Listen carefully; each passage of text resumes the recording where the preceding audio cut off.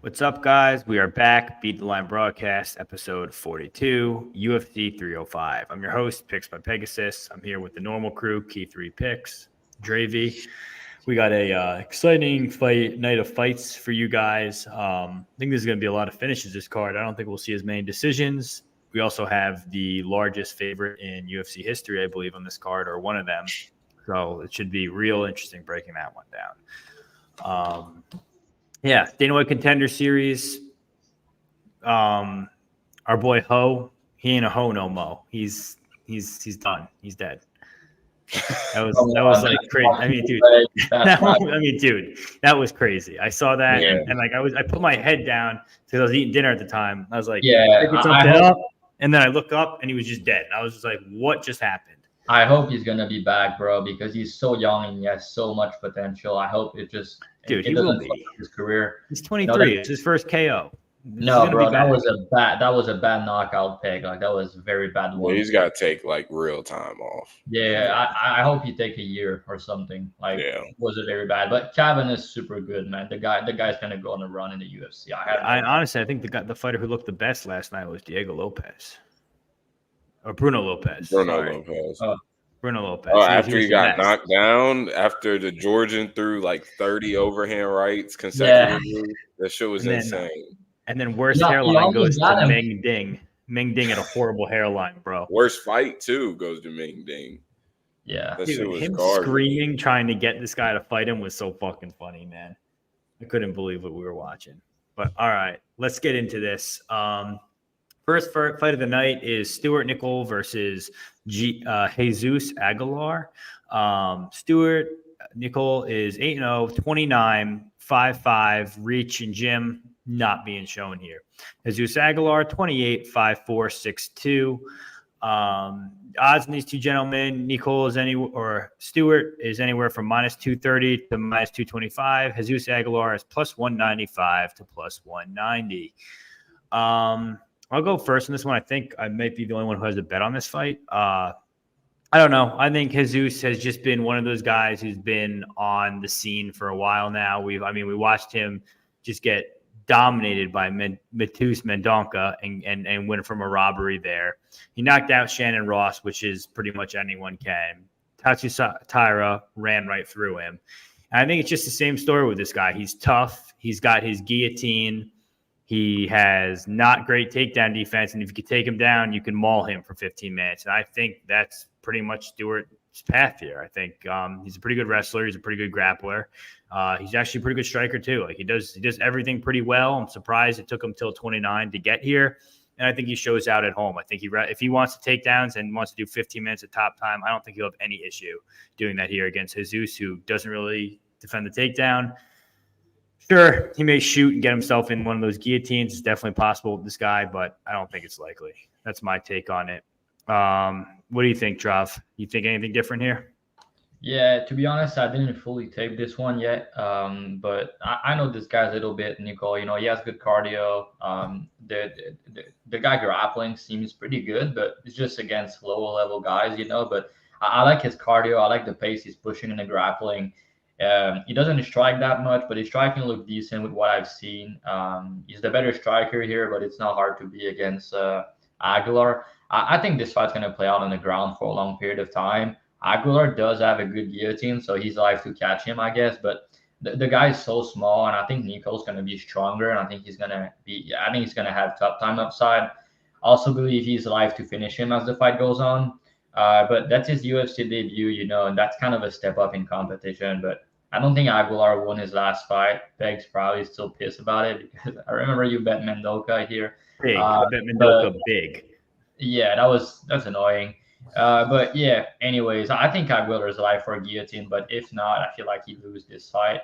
But the line's -230. That's a UFC debut, and that's a step up. So I'm probably going to stay away, but I'll have like 2 more fights I want to look at into this one. But I think Nicoll gets it done.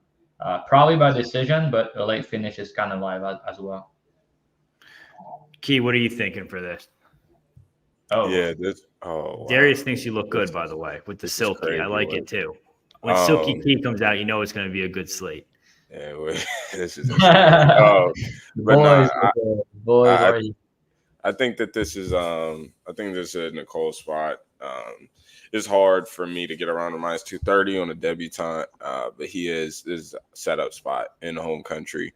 I know these looked relatively hittable at times on the regional scene, but it's not like Jesus Aguilar is going to be the guy that's going to touch him up.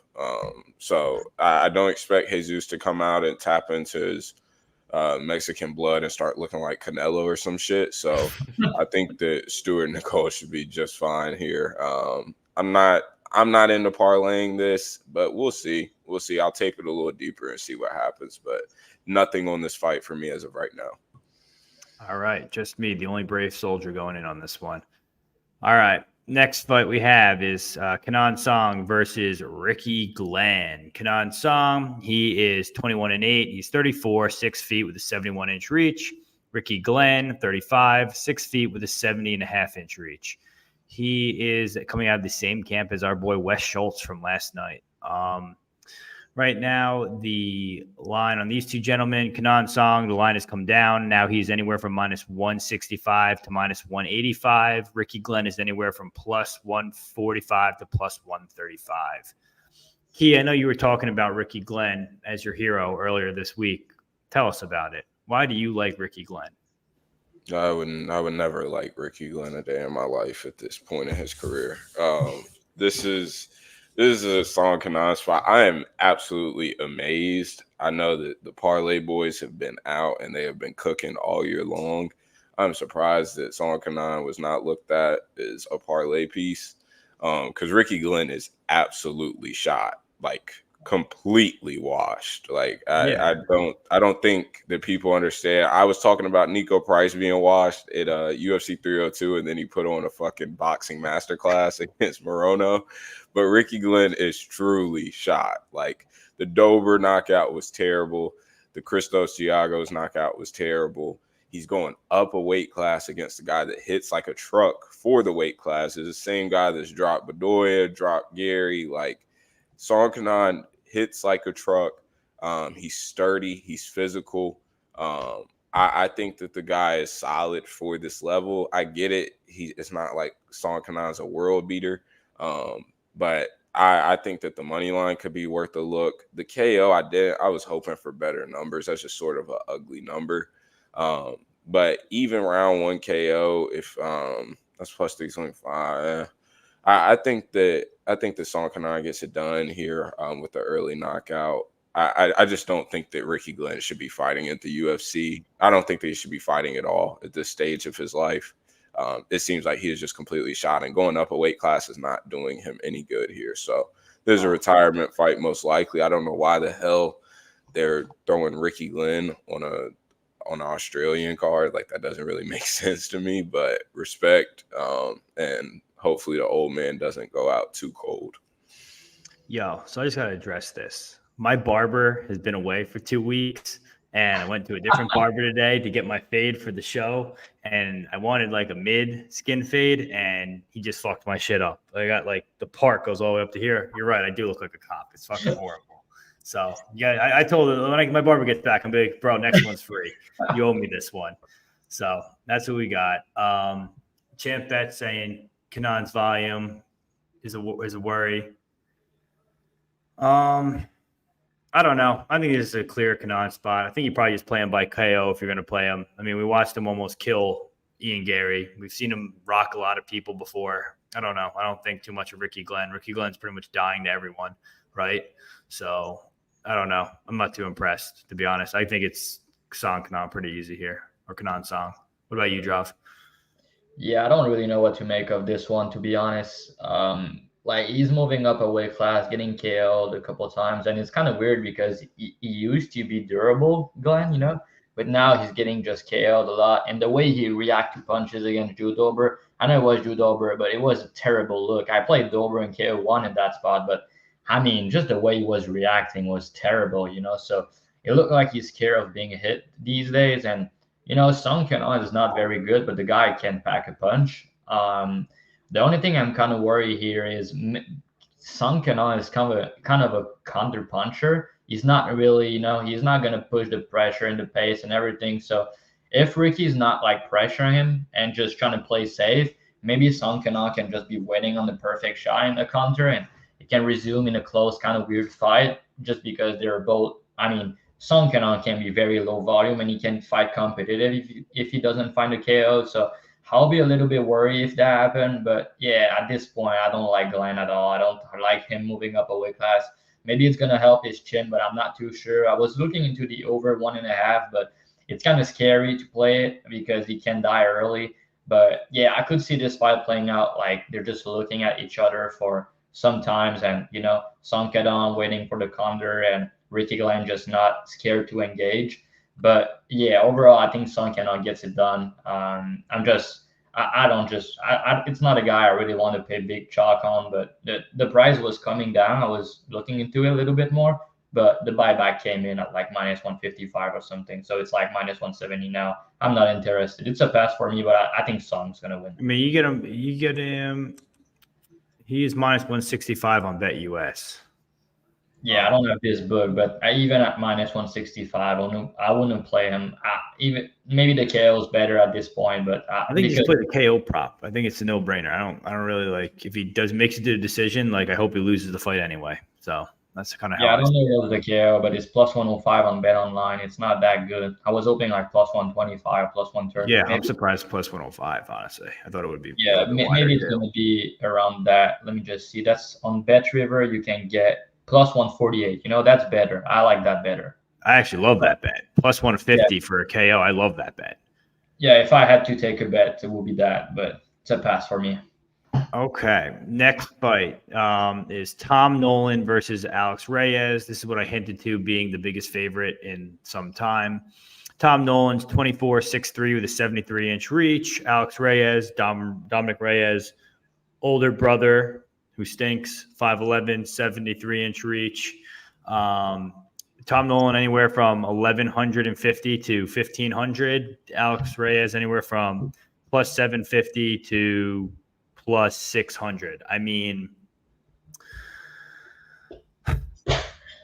at what point do you take the dog shot? We know this guy, Tom Nolan's chinny, but outside of that, I think he kills this guy. I think this is an easy Tom Nolan spot. Would I play him at this price? No, probably not. I mean, there's nothing to really break down on a minus 1,200 line unless you plan on taking the dog. Key, what do you think? Yeah, Tom, I agree with Champ. That's a good analysis right there. I think that this is a guy that should not be minus. I mean, he got dropped by Victor Martinez, I believe. Yeah, Victor Martinez. Yeah, I mean, he got killed by Mata also. Yeah, I had a bet on him last time out, and luckily it ended up cashing because he still got the round 1 KO and had a lot of volume. So he went over his fantasy score underdog. But I'm off this guy. I honestly rate this guy pretty low. Tall man's defense. He's a banger, and like throw him in front of as many crowds as possible and just let him throw hands. Because it's gonna produce good TV and good entertainment. Yeah, he's chinny and he's a guy that's fighting in the pocket and not afraid of anything, but doesn't have the chin to match his fight style. So I think that's problematic in a shit ton of ways. Alex Reyes is most likely completely washed, but I do have to say, I mean, are we truly thinking that Tom Nolan beats anybody at this clip in the UFC? Minus 1,150. I mean, that's absolutely nuts. I can't blame anybody that's taking the Alex Reyes jump already. I know Tom Nolan round 1 is minus 185. He was going a little bit later with Victor Martinez. And Victor Martinez was just absolute sitting duck the whole time. Alex Reyes has some decent lateral movement. So round 2, plus 300. I don't necessarily like that price on Bet Online, but you can check the price around on commercial books and some that are dropping within the next 2 days. So round 2 is a potential look if you just really want to play Nolan. But money line side, there's no debate. This is an Alex Reyes dog or pass type of spot. The only thing about that under that you're talking about, I think the under is minus 305. So it's like it actually it. I was about to say that I wanted to bet the under, but it was not good enough. But money can't coming in on the over, so I'm actually gonna bet the under 1.5 pretty soon in a parlay. It's minus 260 now. That's the price I wanted to price. I wanted to price around these line. Um, I couldn't get to minus 305 or minus 325 on an over under 1.5, but at minus 260, I'm gonna try to find a parlay piece with that. I like that. I'm not gonna waste y'all time with that. He should well, he should roll. He should be a KO1. The guy's massive for the division. He can crack. The other guy is not like he had a ton of injuries, and he's not a fighter anymore in my opinion. And that's kind of a setup spot. He should knock him out, but yeah, I don't think you could play the KO. I don't think you can play the round one because it could be early round two. But at the end of the day, I think the fight ended round one in the first round at a pretty high clip. And Alex Reyes' path to victory is also a KO1. So the under 1.5 minus 260 is probably going to be my BTL leg of the week also. I'm going to see. But yeah, I'm going to try to find something to parlay that with. I like that. Okay. Next fight we have is Jack Jenkins versus Herbert Burns.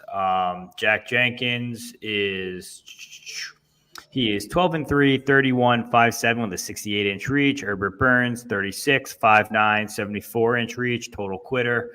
Line on these two gentlemen minus 800 minus. What? We're not breaking Ramos down yet. Whoa. Okay, my bad. Have some respect. Have some respect for Ricardo Ramos. You don't know how to say no, Marquis. You're going to regret it. You're going to regret it, but let's get there in a second. Okay. Jack Jenkins, minus 800 to minus 1,000. Herbert Burns, plus 600 to plus 500. I mean, Jack Jenkins any way he wants. I mean, he's going to throw these nasty leg kicks, and Herbert Burns is going to quit. I like the under, but honestly, more than that, I like Jack Jenkins to win in round two. I think it's plus 300. I'm hoping I get better on FanDuel. I'll probably sprinkle round two, sprinkle round three, and play the under. So I'll hopefully be covered all three ways. Just because Herbert Burns usually does have a decent first round in him, and then after that, he just dies. So hopefully he does that for me. I get paid a bag because he covers under 1.5 and Jack Jenkins to finish in round two. And that's the way to play the fight. I think it's the only way to play the fight. Drav, what are you thinking? Yeah, it's kind of a no-brainer here. Like, he's minus 800, but at the end of the day, I think Burns is super dangerous early, and we've seen Jenkins in some kind of weird position on the ground. So, I mean, Burn had like good position on Algio, but Algio just sub defense is elite. I think Burns is like for a sub in the first round, but if he doesn't get a sub in the first round, like that's over for him. Jenkins, I think he's a pretty smart fighter. I like the way he goes to the body with the knees, with the body kicks, and obviously his leg kicks are nasty. He kind of talk about it. He's kind of targeting all the spots in the legs you need to kick. So like when he's kicking someone, he's kind of breaking the leg down little bit by little bit. So that's the guy is very smart with it. And like you said, Burns, yeah, the guy's a quitter, but I think more so he's having cardiac arrest very soon in fights. So if he's faced adversity, he's just gonna quit. But I think he has a good round in him. I think the under 1.5 is also a good way to play it because you cover Burns win and you also cover a couple of Jenkins win. Because I mean, Erceg, the Erceg fight was a bad look. It looked like Burns is kind of falling off a cliff way too early now. Like Jenkins' takedown defense is decent. I know Erceg takedown defense is like one of the best in the division, so that was a terrible matchup for him. But if Jenkins defend the first like 2 takedowns and if he keep him on the feet and he hit like 5 leg kicks, this guy might just quit. But I think Jenkins is smart. I think he's going to try to invest in the legs, invest in the body early, trying to stay safe, and then get a finish at the end of round 1 or round 2. But I think it's going to come in round 2. Sometimes in these type of fight, we see history trying to repeat itself. And I mean, Burns has been finished in round 2 a lot of times. And Jenkins, a guy that's kind of a slow starter. He only has one win by KO in the first round. And he's a guy that has very good cardio. So I think he's going to be finishing him in round 2. But maybe in round 3, who knows, right? So I think you can play the under. I think you can play Jenkins round 2, Jenkins round 3. But the odds are not good for it. Like you get KO2 at plus 260 or something. Like that's not good. I was hoping to get plus 350, plus 400 for KO2, but yeah, it should be a KO in round 2 for Jenkins here. I think he wins this fight at a high clip if he doesn't get caught early. I agree, and this is always something interesting too that Champs mentioned. Fighters do have less time to cut because of where they are. Because of Australia, I remember I think it was Max Holloway was talking about this too one time. But it is something to think about. I'm not sure if I guess Herbert does cut a lot of weight. I think my girl Luana does too, but Luana coming in on short notice. I'll talk about this later. Okay, what do you got? What do you got for me on Herbert Burns and Tom Nolan? Yeah. Nolan versus Burns. Oh, Burns sorry. and Jack Jenkins. I'm looking at the wrong thing. Yeah, I think that again, Herbert is live versus anybody in round 1, and we know how this story goes. Jack Jenkins is brutal guy to go rounds with. The leg kicks add up. The guy's smart. He got away. Chepe Mariscal got away with the fucking fluke win. I will never let that go. I had Jack Jenkins with Raul Rosas in a parlay. And Jack was probably going to end up winning that fight. Another setup fight for Jack. Jack's weirdly like over the age of 30. It feels like he should feel like he should be a young prospect, but it's do or die probably for Jack. So this is the beginning of any serious run that he wants to make in the UFC. I think that he sort of has to make it now. So I think that he gets it done with his first UFC finish. And then from there, I'm interested to see how they match him up because I think that the guy checks a lot of boxes. I think that he does a lot of different things well. He's sort of the ultimate. I mean, we're seeing these guys out of Australia in general in these Australian camps. Erceg, you're thinking about, I mean, of course, the guy level of Volk, but these guys do it all, and these guys are solid everywhere. And so this guy checks a lot of boxes. He's cut from that same cloth. I think that he gets it done with a finish, of course, here. I played him on Prize Picks earlier in the week in a slip that I posted for free on Sunday. So War Jack Jenkins. Yes, sir. All right. Next fight we have is Casey O'Neill versus Luana Santos. Casey O'Neill, 9-2, coming off 2 losses. Luana Santos, 8-1, 24 years old, 5'6", with a 67-inch reach. Yeah, odds in these 2 women. Casey O'Neill is plus 122 to plus 110. Luana Santos anywhere from minus 142 to minus 148. Key, kind of a low-level girl fight. Your queen, Casey O'Neill, is fighting here live on pay-per-view. How does this fight go? Break it down for us. Yeah, I think I have a hard time pulling the trigger just because I'm like very confident that we get a better line live. I think that it's reasonable to think that Casey may drop round 1.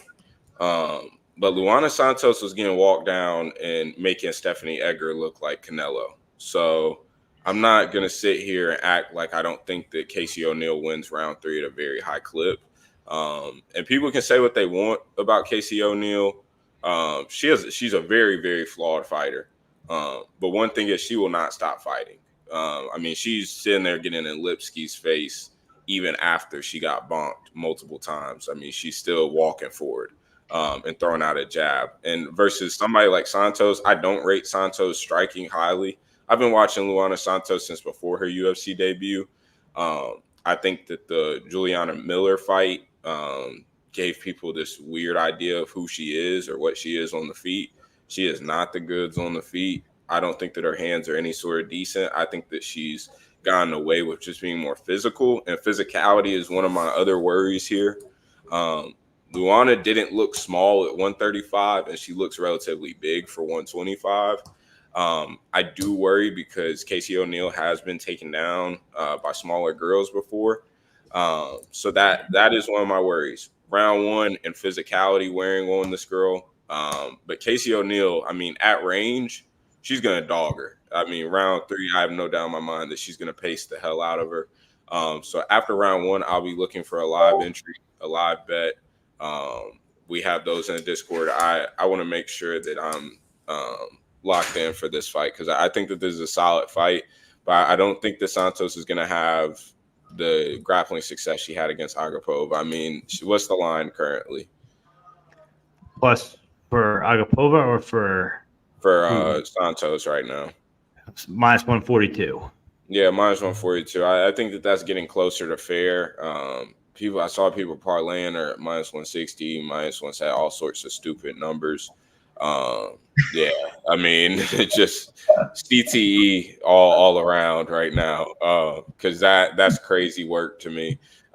Casey O'Neill's a dog. She's not going to fuck off. I believe she's at fight ready, been at fight ready for this camp. It seems like she needed a switch out of Extreme Couture. So she's at fight ready. And this is technically her home country in a sense. I know that she's of Scottish descent, but this is in her home backyard. So the crowd's going to get behind her. I don't see any reason why Casey O'Neill isn't a dog shot for most people. I kind of wish I would have bid it plus 150, but I'm also very content with biting on a live bet. So that's the way that I see this fight. I'll also play some Santos under fantasy props and some long shot slips that I put together this week. So this is Casey O'Neill, in my opinion. Luana Santos, keep in mind, we're not that damn far removed. One, from the Egger fight in general, but one also for her missing weight at bantamweight. And I know that she's gotten the weight off and she's not walking around like a fatty anymore. But those are issues, and we're talking about the rehydration and all that stuff. That shit does matter. So I think this is a Casey spot. I'm excited for her here. I'll go next. I think this is a clear Santos spot. We came out here. Casey came out here last fight, and she made a Muay Thai kickboxer look like she was Bo Nicoll. She was able to get taken down. She was able to get smashed. She even got subbed. Oh, Key said, she was rocked. She was hurt. Excuses are like assholes. We all have one and they stink. So she stinks there. Luana Santos, sure, she came in against Agapova, and people are like, that was such a low-level fight. Like, that doesn't look bad. But you know what she did? She came in here against a low-level girl and made her look like made it look low-level. She smashed her, ran right through her. I think, honestly, I'm less worried about the gas tank because Luana Santos, she's been doing a lot of dancing lately. She's been putting up a lot of great videos and good content on the internet. With all the dancing, I think she's worked on her cardio. And we're not even going to get started about the takedowns. I think she's going to find a takedown pretty easy in round one. So if you do want to play Casey, I think waiting for a live line, I think he's spot on with that. If you do want to play that side, wait for the live line. But no, I think Luana Santos probably wins round one, beats her up pretty good. Hopefully can do the same thing for round two and smash her, and then we're just trying to stay alive for round three. It's kind of the way I'm looking at this. I think she wins it at a pretty high clip. I think she just puts on a full wrestling clinic here, hopefully. Not to say that Luana is horrible on the feet. I think she can do okay things. Don't get me wrong. I think Casey's the better striker here for sure. But I don't know. I think she can I think what they can do is she can mix up her game very well here, and I think it favors her. I think there's a reason she took this fight on short notice with the weight off. I think that favors her. I think she's still in fight shape, and I think she's coming ready to bang here. So I'm going to take Luana Santos here just because I'm not that high on Casey anymore. Drav, what do you got? In the meantime, how long is this breakdown going to be, Drav? So do I got time to run upstairs and grab it, or should I wait? You can't wait. It's not going to be long. I don't have a bet on this one. I'm not sure what I'm going to do yet. I'm honestly trying to get myself into a Casey bet, to be honest, just because I bet Lipsky at plus 185 last time out against her. I faded her for 2 units. I was pretty confident going in, but she's never an underdog. I think she's only been an underdog one time in her career. The market's normally pretty high on her. She's normally in the minus 175, minus 200-ish against Lipsky and against Maya. And now, you have the girl with more UFC experience, who fought better competition, who has better cardio, who's the better striker, and who's gonna throw a shit ton more volume. I mean, she had one fight where she threw like 400 strike. So I feel like it could be a buy low spot on Casey. And I also like the switch camp. I know Centino's gonna be in the corner. She's at fight ready for this camp. So yeah, on the other hand, you have Santos. I think I think she's overhyped right now because people are kind of putting too much stock into her last couple performance. But the girl striking is not very good. She has decent power, I guess, but Casey is the better striker. And if you look her last two fights, she kind of struggled against Lipsky and Maya movement and speed, but she's not gonna have to worry about Santos movement here. So yeah, on the feet, I feel like Casey win the fight comfortably. And then on the clinch and on the ground, that's kind of the worry here. And he touched a bit about it. I think the physicality on Santos is a little bit of worry because Casey can get she's not a strong girl. So I have some concern if Santos get on top early. She's the better grappler for sure. But like at the end of the day, that's a woman fight, and I don't think she finished Casey at a high clip, to be honest. And if that's not the case, we're talking about a case where, like you guys said, Casey's going to win round 2 at a high clip. She has the better cardio, more volume. And Santos maybe win round 1 at a high clip, but I'm not even sure. And then round 2 is probably a toss up. So I don't really think you can get past minus 150, minus 160 on Santos. I feel like it should be closer to a pick 'em, to be honest. But then you have the fact that Casey, like I said, has been fighting the better competition. She's also fighting at home. Santos taking this on short notice. It's a quick turnaround. She doesn't have a full camp. She's flying all the way to Australia. And, Casey's going to be the hometown girl. So, yeah, I'm trying to get myself into a Casey bet. I'm going to look into a little bit more things into tapes, but it's kind of a spot where I feel I got the good number on Lipsky. I faded her at plus 185, and now the market's giving me plus 130 on her the next fight against a girl who's not proven at this level. So beating Stephanie Edgar and gassing out at the end of round 3 is not telling me much. Beating Miller is not telling much either, and then beating the drug addict is not telling me much. So it's like, yeah, she's cool. Santos, don't get me wrong, we love the dance, we love the celebration. It's cool, but minus 160, yeah, it's not for me. So I'm not sure if I'm going to pull the trigger yet, but it's clearly a dogger pass for me. I wouldn't pull the trigger. I'd save your money. There's better spots to bet on this card. Next fight, Josh Culibao versus Ricardo Ramos. Let's see. Josh Culibao to bet. What was it say again? Talking about better fights to bet. Yes, talking about better fights to bet. There's a clear side here. So Josh Culibao is let me see, where did I open that tab up? 1 second. Sorry, I got lost. This is just so unprofessional of me. All right, Josh Culibao, 30 years old, 5'10", 73-inch reach. Ricardo Ramos, 29, 5'9", 72-inch reach. Right now, line sits about Joshua minus 140 to minus 160.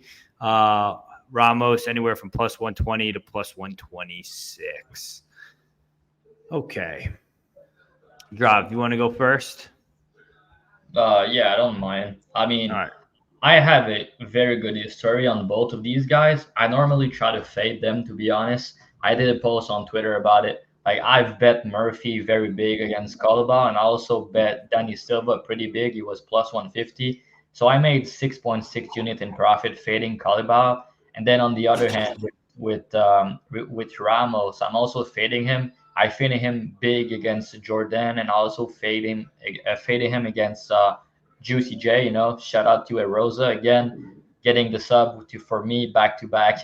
So I catch the under also in that fight against Rosa. So I have like 6.77 profit again on Ramos fight, fading him. But now on this, Peg ran away on this fight. It's not good because it's probably better, so he doesn't have to edge his bet after that. But yeah, anyways, yeah, I feel Culibao is the clear spot here. I posted him as my free bet this week to play I play him at minus 146 to win 2 units. The line is a little bit better now. It's let me check. The line is minus 140 now. Yeah, so there's a big difference in heart and cardio here, in my opinion. You have a guy in Culibao who's not going to quit on himself, who's a dog, is going to fight for your money, and you have another guy in Ramos who's a gasser, who kind of find the door when things are not going his way. He's a confident fighter, but when things are going tough, you can't really count on him to push through. So I like his grappling. He has good back takes, and that's the worry here because Culibao takedown defense is decent, but he can get his back taken early. That's possible. But I don't really think Ramos going to submit him.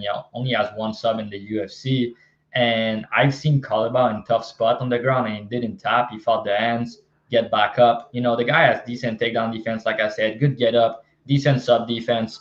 But yeah, I guess Ramos could get a back take and win the round that way. But I don't think the guy control is very good, to be honest. Like, he has good takedowns, but he's kind of rushing position a little bit too much. And I think Culibao is going to be able to back up. And then on the feet, you have the much better boxer in Culibao. The guy's going to throw a little bit more volume. The guy has some sneaky power as well. And the much durable fighter, the guy with the better cardio. And yeah, they both fought Murphy. Like I said, I played Murphy big against Culibao. He got beat up, but he still fought more. I mean, is Culibao Murphy toughest fight in the UFC so far? Except the draw he had in way back then. He gave him the fight. Like, I mean, Culibao versus Murphy was more competitive than than Murphy versus Barboza. So yeah. On the other hand, Ramos just got knocked out in the first round. And another thing is also the guy has been finished 5 times in round 1. Like, it's kind of crazy, right? When you look at it. Culibao, like I said, he's pretty tough to finish. He has better cardio. I think he's the better striker. He has some sneaky power. I think he can hurt Ramos also. And if he hurt Ramos, maybe he can finish him. I give him a little bit more finishing upside, to be honest. Like I said, power. Yeah, Culibao has sneaky power. Run back the tapes. Crazy. Yeah, I mean, he doesn't have a KO in the UFC yet, but the guy's hurting people and he's dropping guys and everything. He run back the Choi fight. I mean, Choi didn't want to die, but put Ramos in that position, I can guarantee you he's going to give up. So, yeah, again, I think Culibao is going to knock him out, to be honest, but I also favor him if the fight goes all 15 minutes. He's also the guy fighting at home, so the fans going to go crazy when the fans going to go crazy when he's going to have moments on the feet. And maybe a little narrative aspect. I'm trying to look at Ramos' Instagram to see how he's doing, etc., the training and all this, because he's on a losing streak. And the guy is not posting almost anything about his training. And the last time I've checked, he was not even arrived in Australia. Maybe he is now. Yeah, he just arrived. So he arrived 2 days ago in Australia. I don't think it's a good look, to be honest. John is out here checking flights. What? I said you're out here checking flights. What you mean? Like watching flights. Like you watch the flight tracker, seeing who comes in, who comes out. Not every fight, but I've some of these fighters has been in Australia for like 2 weeks. And the last time I've checked, when I made the bet 2 days ago, Ramos was not there yet. So I'm not sure if he's taking it seriously. That's a guy who has missed weight before, who's kind of, I don't know, he looks to be on the way out. The guy has skill, don't get me wrong. He has some leg kicks upside here. But yeah, I mean, I think Culibao's the side here, to be honest. Like, I think Ramos is kind of checked out. And you have a guy in Culibao who's he wants it more. Like, he's a dog, and Ramos kind of a quitter when things are not going his way. And he got cracked badly against Culibao in round 1, So I think he's life to get cracked against Culibao. And all the time he got finished, it was in the first round. So I think Culibao can clip him early, but I also think he can finish him late as the fight goes on. So yeah, to me, he's the clear side. I know Ramos a popular dog this week because of the grappling upside, like I talked about earlier. But again, I don't like his control, and I like Culibao's sub defense, get up game also. And I don't think he's gonna wrestle fucking for 15 minutes. I don't think that's likely. So yeah, I like you like to give the guy your back and get up game of Josh Culibao. What you said? I said, you like the get-up game of Josh Culibao where he stands up and gives you his back and they take your back and then they get off? Yeah, I mean, if you were there when I broke down the fight earlier, I said the worry about this fight that I have is the back take from Ramos. I'm not gonna repeat myself we'll run it back. My breakdown, but yeah, I have some concern about the back take. That's a good point. Like I think that's Ramos' path, like to get a back take and maybe win the round that way. But like I said, I don't really like his control. First of all, I've seen Culibao in bad position and he didn't tap. He fought the hands and he did the right thing. And Ramos has only one submission in the UFC, so he got submitted more time than he got submission wins. So, Yeah, that would be funny. All right, so I'll go and then we'll let Key go because they're on pretty much a similar side. I'm on Ricardo Ramos' side, and here's why. We don't bet fighters, we bet numbers. You look at this matchup on paper, right? And we're seeing a guy.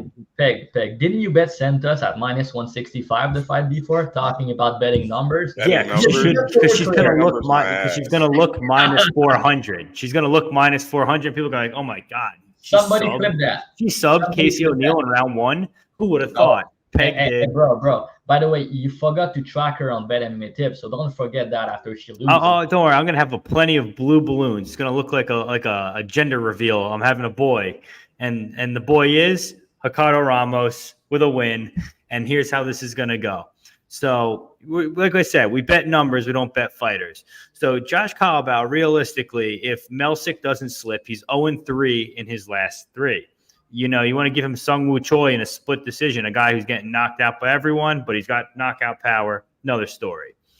You look at like a full mixed martial artist and who's a better mixed martial artist, the answer is Ricardo Ramos.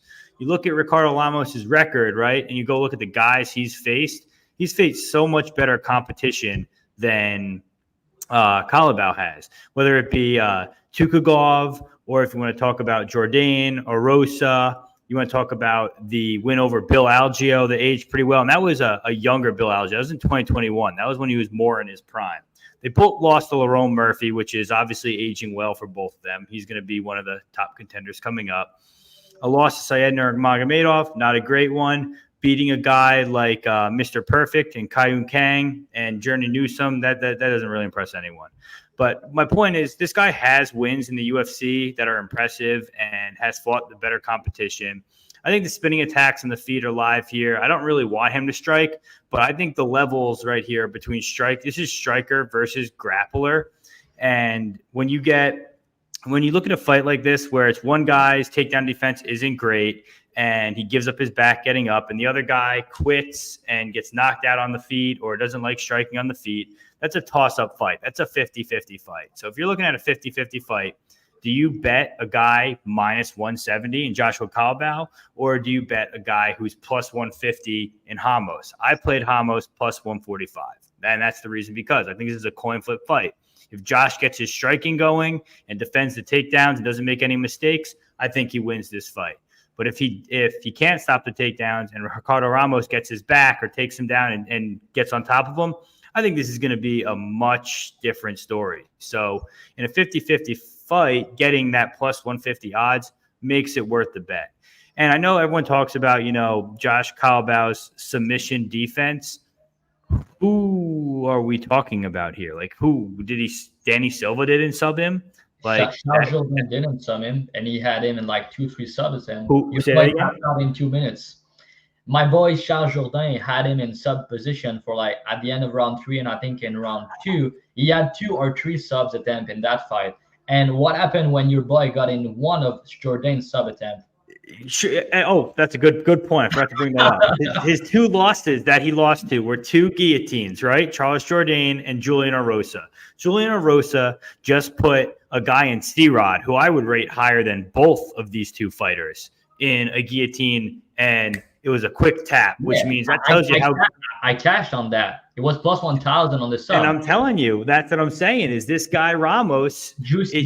Obviously, Julian Erosa has a pretty good guillotine if he's making guys speed tap like that. So there's no shame in that loss. But that's all I'm saying. Right now, at current odds, probably would stay off the fight, to be completely honest. If you got closer to minus 110, I think I'd lean Culibao. But if the wide line gets wider, then I definitely would lean Ramos. I'd probably play Ramos anywhere above plus 130, plus 135. So that's how I want to leave this. Go ahead, Key. Break down why I'm wrong. And then when I'm both right, we'll do a victory wrap and I'll clip this and we'll put it up. Yeah. So go ahead. I think your pockets will be hurting on Saturday. I rate Culibao up until the Danny Silva fight. Culibao's probably his biggest hater. Honestly, I didn't like the guy. But watching the tape back, I was surprised that he checks a lot of the boxes. I think Lerone Murphy, he had a much better performance than Ricardo Ramos. Ricardo Ramos looked at Lerone and started cowering and started quitting. And Culibao is a banger. He's gonna fight. He's gonna fight the whole time. He's in his backyard. Crowd is gonna gas up, and he's a moment winner. Like the combos that he puts together, his hands are slick, and he has real pop. Like he is real pop for the weight class. I know that hasn't shown necessarily because he doesn't have the UFC KOs to back it up, but the guy has real pop, and I would not be surprised here if we see Ramos knocked down or Ramos knocked out. Period. Round 2, round 3 upside. If you can keep a pace with Danny Silva, comfortably too, like. Culibao was not just flat out dying or anything, and turned Danny Silva, Mr. Boxer, into a wrestler. And if you can keep a pace with Danny Silva, I'm very, very confident that you can keep a pace with Ricardo Ramos. Ramos, I think there's too many red flags. Okay, you're coming in 1-3 in your last 4 in your opponent's home country, pretty much. And you're walking into enemy territory. You're already known as a quitter. And what people aren't talking about is in that round 3 against Zubaira, he was getting walked the fuck down. Like he was getting walked down by Zubaira. And that to me is a little crazy. If you're getting walked down and Zubaira all of a sudden has a Canelo jab, that shows that there's issues. Yeah, he jungle fight in Brazil, and LFA Brazil is his next fight. Because the UFC is over. The UFC is completely cooked for that guy. I think that this is a Culibao spot. I played him at minus 121, super, super early. I think that he's good all the way to even minus 160 range. I think this is a Culibao spot. Guy hits like a truck. He's going to put together combos.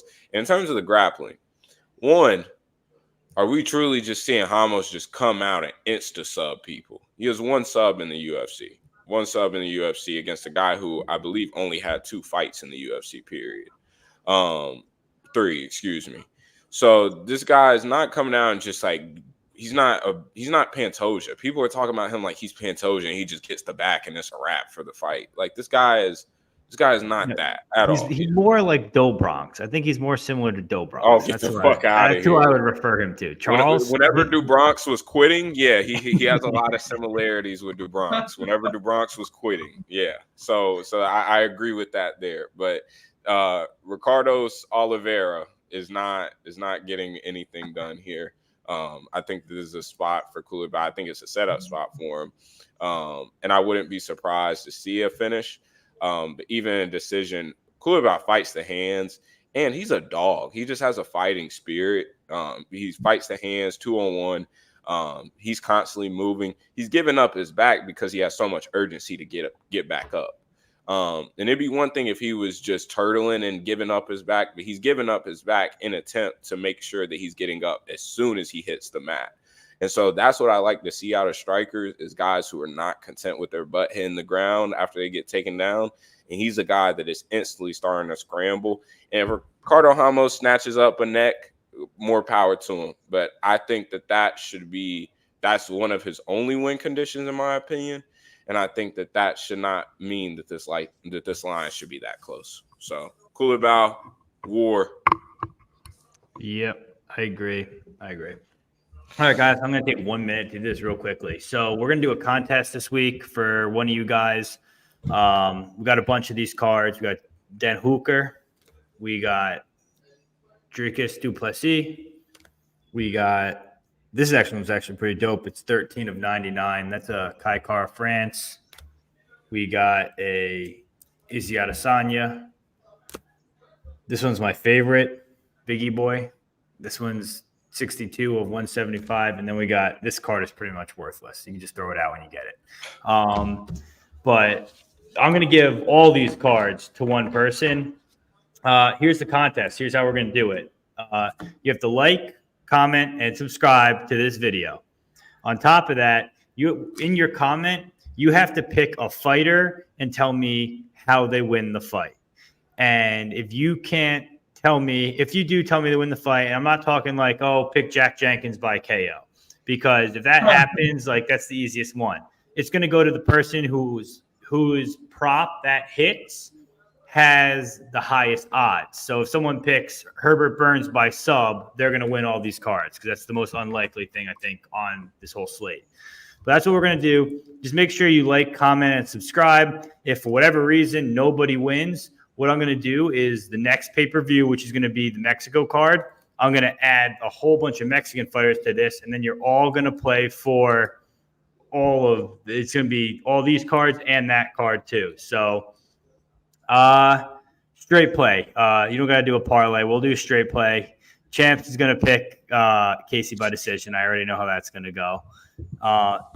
Izzy subs, I would be so happy to see that happen, but I'm not sure if that's happening. But yeah, so like, comment, subscribe. Make sure you're following us on Twitter as well, and just leave the fighter's best or the fighter's method of winning and leave it in the comments. If you feel like adding a round, that could be like a tiebreaker. So if you get the round right, we'll do it that way. And if not, I'll double it up and we'll do more for UFC Mexico. Again, like, comment, subscribe on the video. Let's move on to our next fight. In the main event, in the main card, opening that is Junior Tafa versus Walter Walker. Junior Tafa is 5-2, 27, 6'3", the 72-inch reach. Walter Walker 11-1, 26, 6'6", with an 81-inch reach. Right now, the line on these two gentlemen, you can get Junior Tafa anywhere from -130 to -140. You can get Walter Walker +110 to +112. I'll go first just because mine's quick. I think Tafa's aside here. If he defends the takedowns, he should look pretty good on the feet on this fight. Probably can knock out Walter Walker. Walter Walker kind of looked like a scrub and a fraud against Bredsky. And Bredsky went out there and just got knocked out by Big Dick Mick, which is huge fan of that. That's my boy. He's the next future of that division. But no, I think you got to take Junior Tafa here. Junior Tafa is got to be the side. I mean, I wouldn't play anything. Don't get me wrong. It's a pass for me from a betting aspect. But if I had to pick a side, I'd be playing Tafa. Key, what do you think? Yeah, I'm trying to find what was the exact number I got here. Let me log in real quick. But this is a Junior Tafa spot. Pretty easily for me. Is I believe my biggest bet unit wise on books. -117 is what I played. I think that this guy he was one. The guy was size bullying people on the regional scene. He was just stronger, more athletic, and just bigger than guys. And then to get paced by Bredsky, and Bredsky was re-wrestling and offensively grappling himself at times. It just showed really fucking bad IQ. And Junior Tafa is not doing any of that. We know the Tafa game plan, stuff takedowns and find the shot. And while I actually bet pretty big against Junior Tafa last time out, due to the leg kick upside of DeLima, which showed to be big time, I bet against him, but here I'm happy to bet with him because I think that this guy, I know Tafa gang is big in that area, especially, but I think that Junior is probably the most creative in the clinch and close range.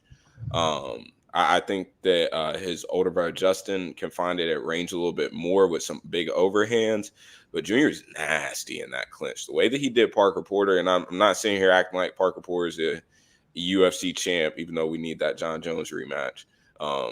But the way that he was throwing knees, the uppercuts, it was just vicious stuff that is like bound to put your lights out if you're gassed at all. Brzeski just simply does not have the stopping power. Like, he just doesn't. Like, I think that most heavyweights that can strike in any sort of manner probably put Walter out there. And I know that Walter's tried to fight through it well, but Walter looks like he's wrestling, like just wrestling. Like, he can't spell BJJ. Like, it's just wrestling and just holding on with a couple pot shots and then hoping that you keep him down long enough to win a round. And whenever you're playing that type of game, and we'll get into it later with the Gamrot because that's calling some flack on Twitter with me.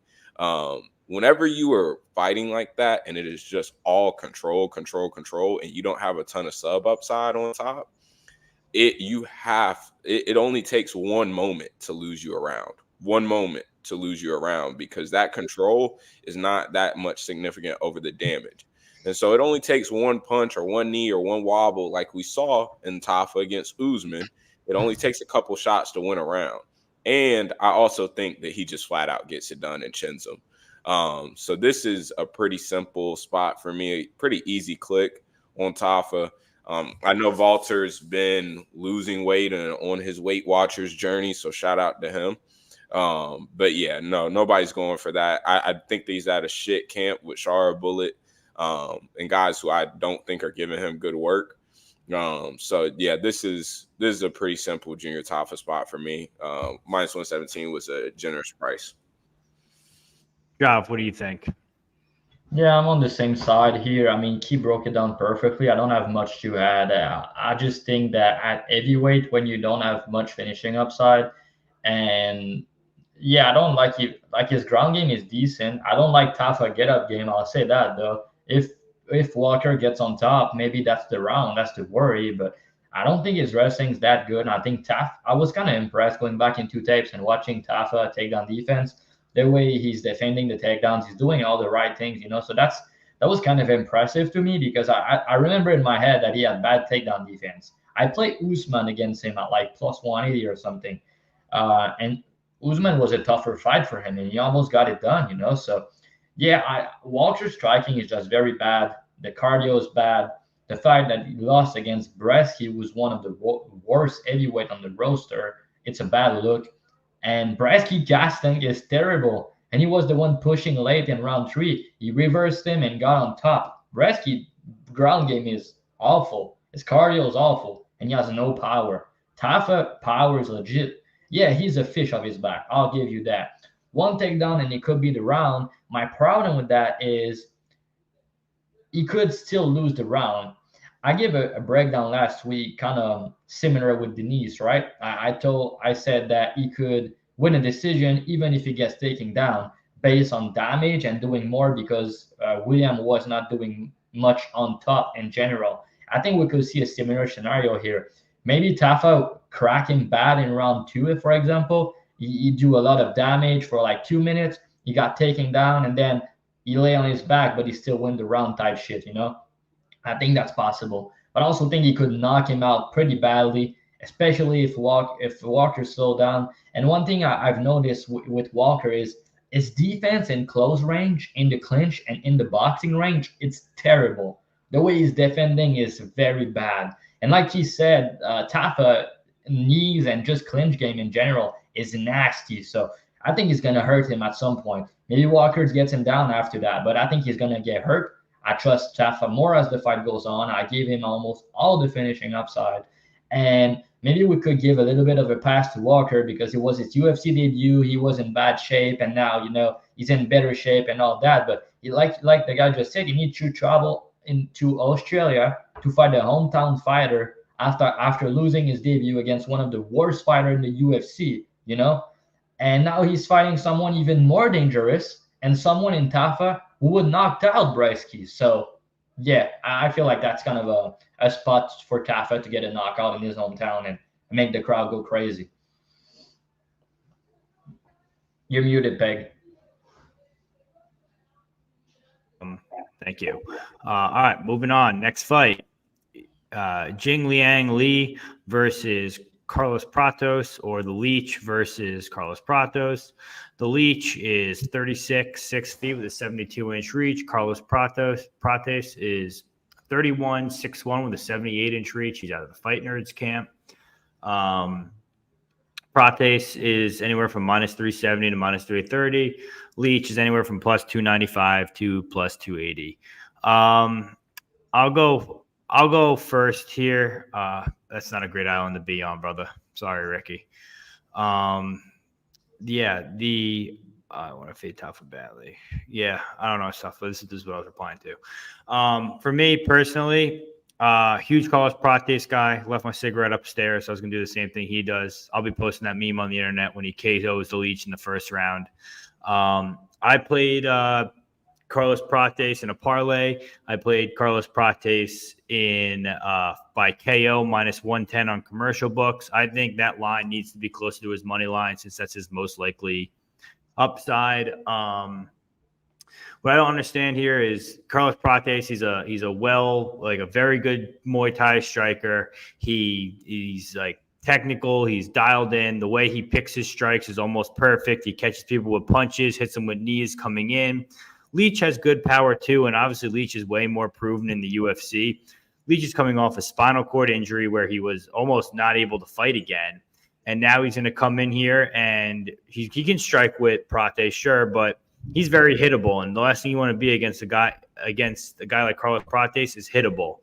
So I don't know. I think this is pretty straightforward. It sounds pretty square and pretty obvious, but I think that's just because it is. This is a Carlos Prates spot. I think he's going to knock the Leech out. I think it's going to be pretty vicious, and we're going to move on down the road. Whoever they give us next, we will be ready. Drav, what do you think for this fight?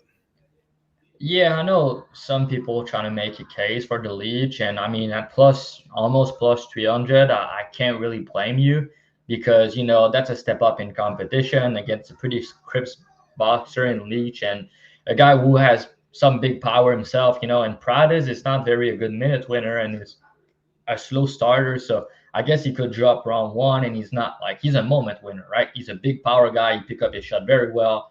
But I like him. I've been on his train since his debut. Another fighter on this card where I didn't lose a bet on him yet. I play him big against Radke. I play him at minus 180 for 2.5 units. Then I play him against Gile. I had him by KO against Gile. I had him to win in round 2, and I had the under 2.5. So yeah, he's just a guy that I feel like I has a good read on. He's not really a guy who's going to KO guys early, but he's a guy that to play around 2-3 on him is pretty good just because of the way he's trying to find his read early. But the knees that he has, the power that he has, the precision that he has, you only need one shot for him to steal the round against the Leech, knock him out, or just hurt him pretty bad. I think the Leech has never been KO'd actually. But he get hurt a lot in fights, but not recently. But if you go back into his career, he got dropped a couple of times. I remember Jake Matthews' fight where he got dropped a couple of times. He got kind of 30-27 that fight, I think. So the guy can get hurt, but he's a dog. He's going to fight through it, But I think an angle here, which could be interesting, is first of all, I mean, you talk about the layoff, you talk about the injury. So I'm not going to talk again about it. But the guy has not fought in almost 2 years, right? He's now fighting one of the best prospects in this division, period. Fighting nerds, guys. Fighting nerds stand up, These guys are not fucking rolls. I'm not trying to bet against them. Not anytime soon. So, yeah, you have a guy in the Leech who's getting cracked, getting hurt in some fights, who's coming back after a big layoff, who's fighting a big prospect, and a guy with nasty power. But he has 78 each of reach compared to 72 for the Leech. So Prates is going to be able to beat his ass at distance, I feel like. But the long arms, the fighting nerds, and I don't think the Leech grappling is that good. I think we could see a club and sub, to be honest. I know it's not going to be a popular play or anything, but I did sprinkle a bit of Prates sub at plus 2,000. I just feel like the Leech was pretty tough. Who got subbed before but never got knocked out, I think, could get submitted here against a guy who's at a very good camp. They watch a lot of tapes, and he's going to hurt him at some point. So maybe he can grab the neck And the KO is not even plus money against a guy who has never been finished by KO. So do I think he get a knockout? Yeah, I think he's going to knock him out. But I'm not laying minus 110 on that when I think he could submit him. So I did play Prates in a parlay earlier in the week at minus 250, where I think it was a very good parlay piece. But I also play a little bit of the sub prop at plus 2,000. He's probably going to knock him out. Don't get me wrong, but maybe it could go the distance also. Who knows, right? It could be like a fight where the Leech win a couple minutes, but then get cracked, lose the round, etc. But I think it's kind of it looks like values on paper because of the things you can talk about the matchup. But I understand the step up. I understand the love from the dog at this price, but I think you just had to play Prates earlier. Minus 250 was a good parlay piece for me. And yeah, I did sprinkle a little bit on the sub plus 2,000, but yeah, I don't think it's gonna happen. Don't get me wrong, but I think it's more live than the odds suggest. He didn't get the sub in a long time, but the guy has been on Fighting Nerds. He's training with high level grapplers, and on the regional, he did try a couple subs, So yeah, he got the long arms to get it done. Leech has been submitted before. He can get club and sub. So yeah, I think a sub is live, but not likely. Yeah. Key, what are you thinking here? Yeah, I'm a Prates guy. I've been saying since he was minus 200 against Trevin Giles that playing his money line at large prices is a little crazy, just because he's not the best minute winner. Yeah, but the boy, whenever he finds that shot, it is just beautiful. I mean, it's art. The way the Rag Keys finishing sequence was just like, I wish I could watch that every time I wake up. I mean, that's just beautiful shit. The shot selection. I think that this guy is the goods. I think that he gets the KO here. I know Leech there's about to be pretty much a 2-year layoff.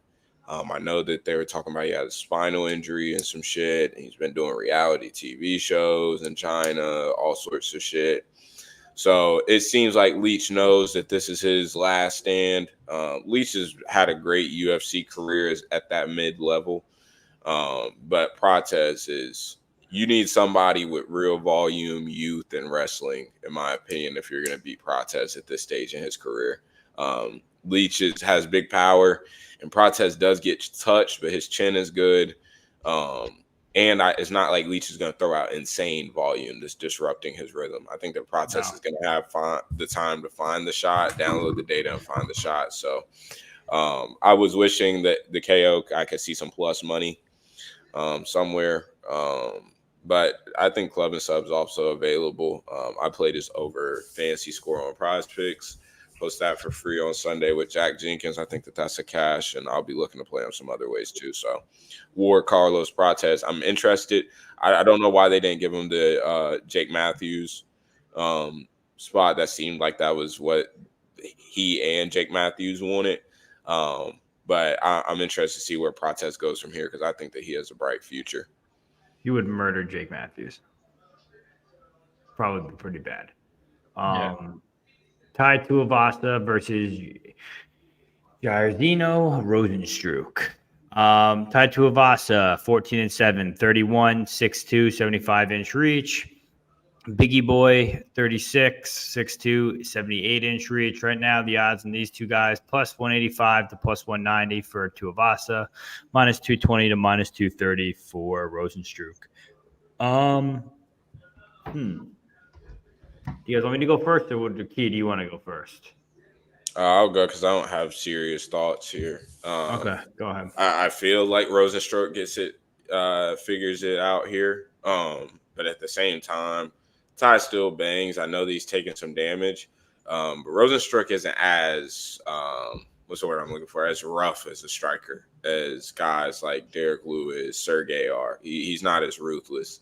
And so guys that Ty's been in a war with lately, I don't think that Rozenstruik is that. Rozenstruik, I know that the hilarious picture of him holding like 500 fake world kickboxing belts That shit is hilarious. But and the height is off. Jairzinho, I've seen him in person too. The guy is, I'm about like 6'2", 6'3". And Jairzinho has to be like 5'11", 5'10". Like he's not a tall guy at all. So I don't know why they've let that height stay up there for so long, because he is not that tall. But the guy hits hard. He's gonna have a speed advantage here. Ty in his home country, I believe he's lost the last 3 times he's been there or something.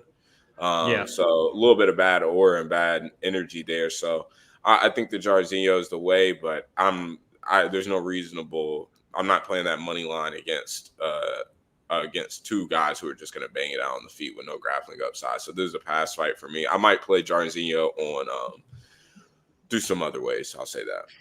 Yeah, I agree with pretty much what you said too. My thing is, here's my thing. I cap Rozenstruik pretty well. I like his striking. If he can keep it at his kickboxing range and keep it at distance, he'll just tag up Ty all night and win a 15-minute decision. But Ty is one of those guys that will make it dirty and will soak 3 punches to throw 1. And pressure against the cage is how you beat Rozenstruik, getting him stuck up and caught in the corner and then start teeing off on him. So there is definitely a path here for Ty to win as well. That's why I think at first I was looking to try and parlay Rozenstruik, and I kind of just changed my mind after, seeing how, obviously how Francis Ngannou did him. And anytime that Rozenstruik is getting knocked out, he's getting knocked out against the fence because he's crunched there, and that's kind of what Tai Tuivasa does. So I'm going to stay off this fight. I want nothing to do with it. I think I would be okay with playing Rozenstruik if you really wanted to, but that's my pick, my bet, pass. Drav, what do you got? Yeah, I think if you got on Rozenstruik earlier, in minus 180 range, I think it was fine to play him. Just because, Ty, the guy is not fully into MMA right now. If you look on his Instagram, I heard that he's now selling weed. He's known to, he's not even fully into MMA no more. He has a kind of business with selling weed and stuff like that. And he's not taking it as seriously. It is what it is, right? The guy's on a 4-fight losing streak. He got knocked out 4 times in a row. I know that was a submission against Volkov, but the guy just has been looking bad recently. It was a tough matchup, don't get me wrong, but he took a shit ton of damage. And now he's facing a guy who I think is a bad matchup for him because he touched a bit into it. At distance, I think Rozenstruik's going to fuck him up. I also believe that he's much better defensively. I think he has more speed and he has the momentum on his way. So, I think Rozenstruik's probably going to get a knockout here.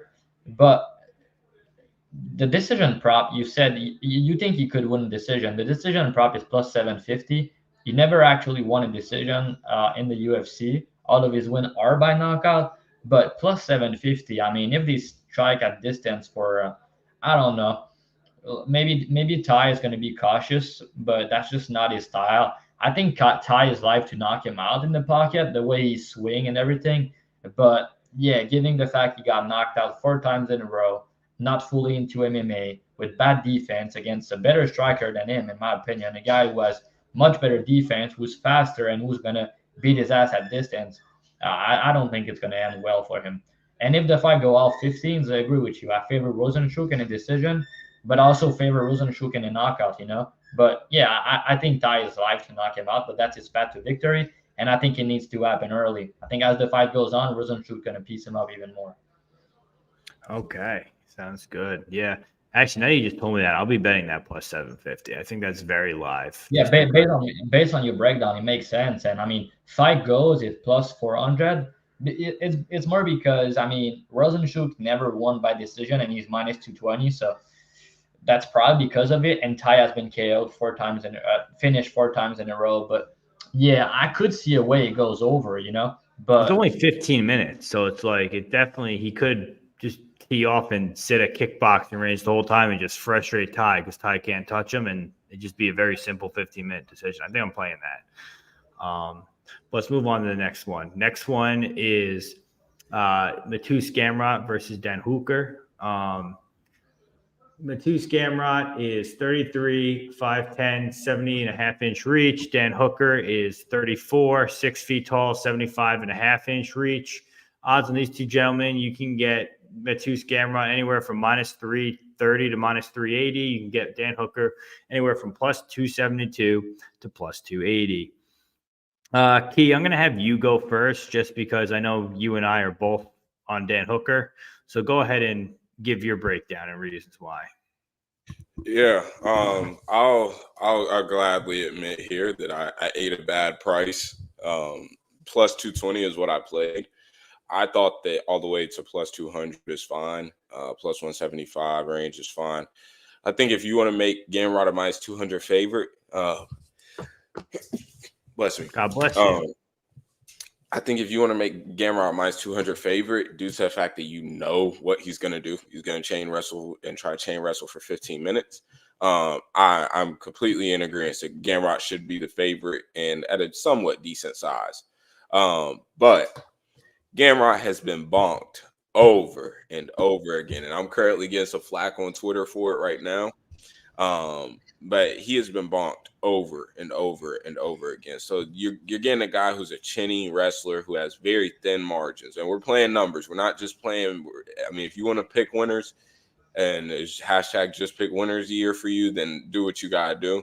But I think that parlaying Gamrot at big prices is asking for trouble. And Drive probably damn near had a heart attack last time RDA gave him a knee of hell and damn near put him out cold. And Gamrot was a huge favorite.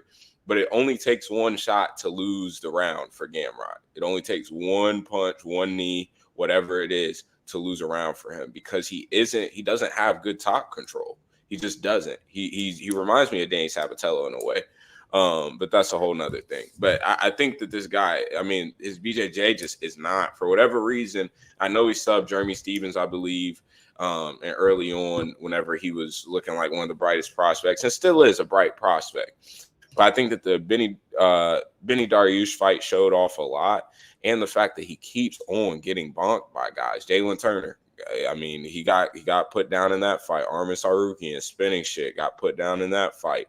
He's getting hurt multiple times in fights. Guram Kudaladze beat him, put him down in that fight. And Dan Hooker, say what you want, but I can guarantee that Dan Hooker isn't going to sit here and gas out. He has good cardio. And Dan's an absolute dog in front of his home crowd. And this, in my opinion, if Dan Hooker wins this, he's back in that top 5. You're thinking you're 1 or 2 fights away from title range again. And so this is probably Dan's true last stand if he wants to be a top 5 guy in this division. And I think that the wrestling, while if this was Islam again, hell yeah, I would think that Dan's going to get subbed. Gamrot can't sub a fucking Subway. So I think that this is a pretty clear Hooker or pass spot. I get it. People just want winners and parlays, and so that's the reason why this is getting juiced to hell. But I really thought that people would have learned their lesson after RDA damn near killed him and dropped him in that fight. And so, again, it's such thin margins. And trusting Gamrot to not get bonked, I'm not paying minus 325 or any minus money period to find out if Gamrot's going to get bonked or not. Because he just does. He gets consistently bonked. In 4 of his last fights, he's been dropped. In the one fight he didn't get dropped, it was the fight against Rafael Fiziev, in which Fiziev got hurt. So that's the only fight in the last fight that he has not gotten put down. Literally, not just wobbled, but put down. So this guy's getting put down in damn near every fight, and we're just supposed to be eating minus 300s again for him? Nah, I'll pass. Hey, would never be me. Yeah, would never be me. Give me the vet that's gonna. I know is gonna defend takedowns. He's been begging to be on this card. He's healthy again. And I know that he's going to have the cardio to have upside in round 2 and round 3. He's crafty with knees, and we've seen people put him out before. So I think that this is a Dan Hooker money line pretty easily. Yeah, I pretty much agree with everything that he has said. I think that I think he's pretty much spot on there. Dan Hooker is one of those guys that you want to bet at big dog odds because he's going to fight for your money. He's a good fighter. He's a well-rounded vet. And now he's on steroids. So is Izzy. So it's going to be a great fight. We're going to watch Dan Hooker finish Gamrot and send his body into the sea in Australia. It's going to be glorious. Drop, what do you think? Yeah, to your point, Key. Yeah, I had a max bet last time out. I had 5 units on Gamrot at minus 250 with Asu, my boy Asu, gonna be back soon. It was like around a pick 'em for the parlay. I cashed it, but yeah, in the first round, bro, I almost had a heart attack. I was like, bro, you must be kidding me. But yeah, I'm trying to get myself to a Dan Hooker bet. That's another position I didn't take yet. I'm not sure what I'm gonna do, because if I look into the market and what they've been doing recently, people parlay the favorites almost all week.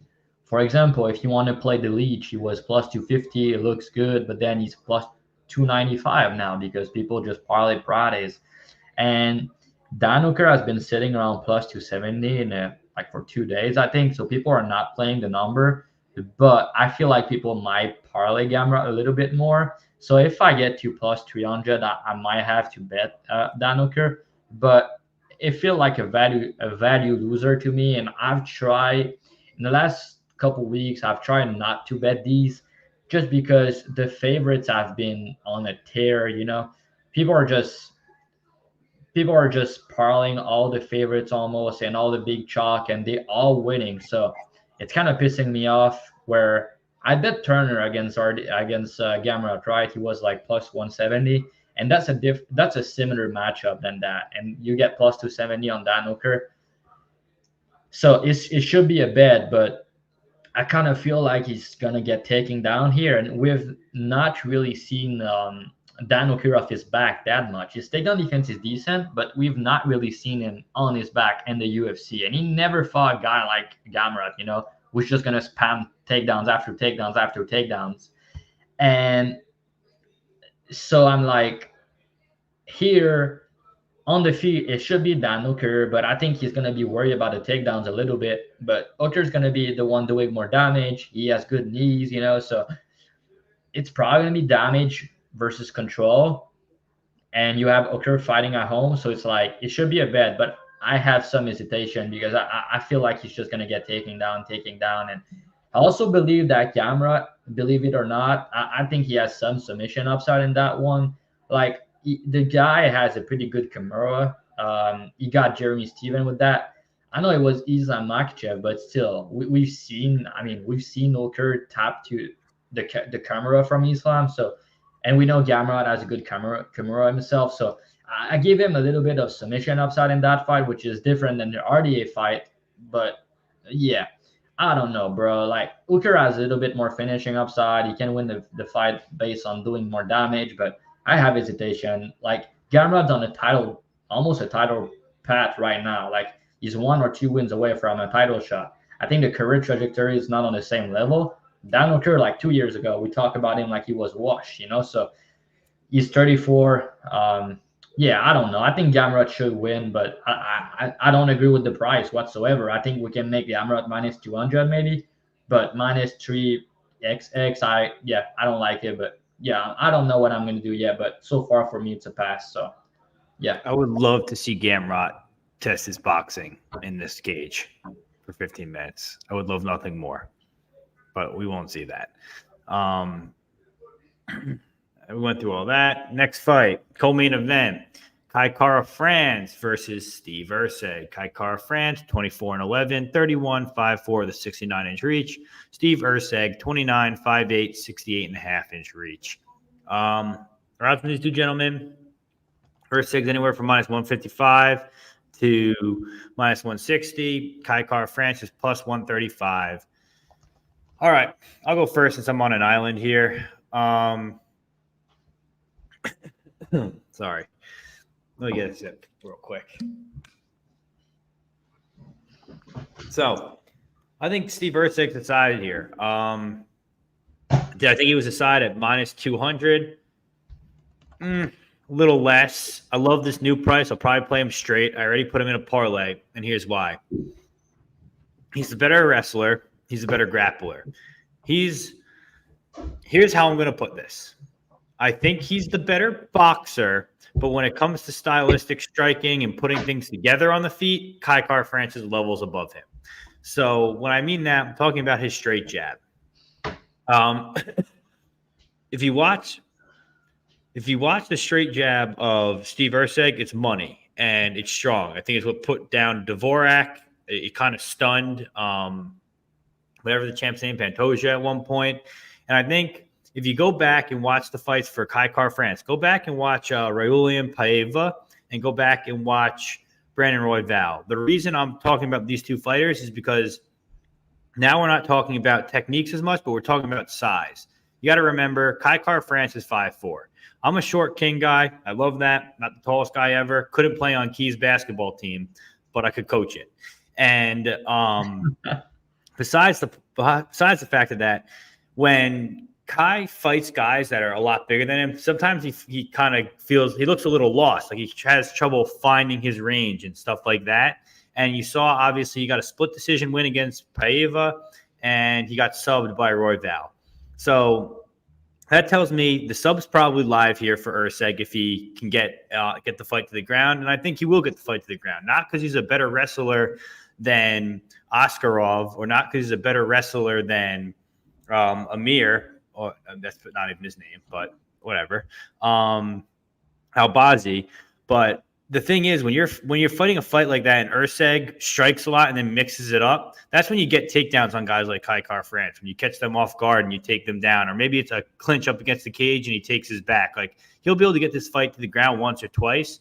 And I think that'll look good. From distance, I think if he sits on his jab, he'll be able to stun Kai. Kai was in concussion protocol and going through a bunch of brain tests like a year ago.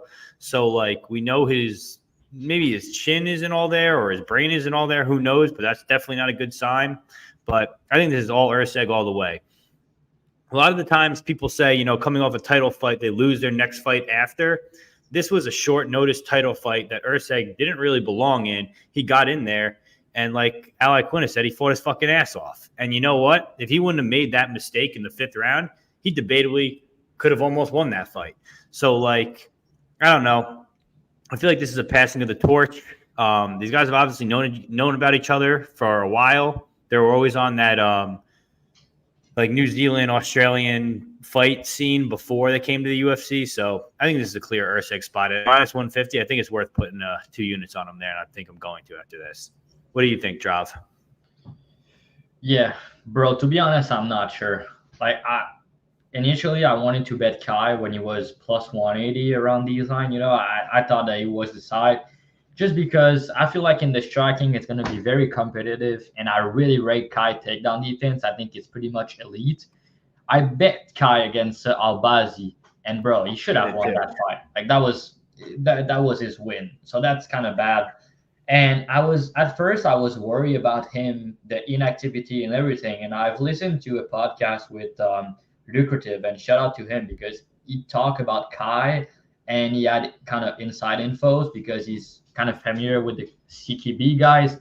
And he said that Kai has been working his ass off since the layoff, training very hard. And he's not like just sitting out. The guy has been working his ass off. So to me, that's good to hear because I had some concern on that side.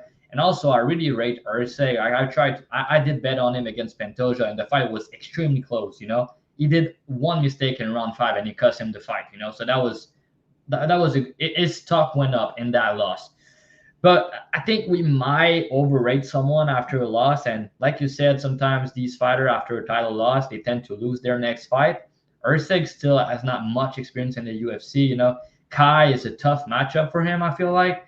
And Kai is not the same style of matchup of Pantoja, And I'm like, the way I'm watching it, it's like, I don't think Erceg is just going to take him down with double legs, but I think maybe he can jump on the back or get a guillotine or something. He has some sort of grappling upside, which make him the favorite for me.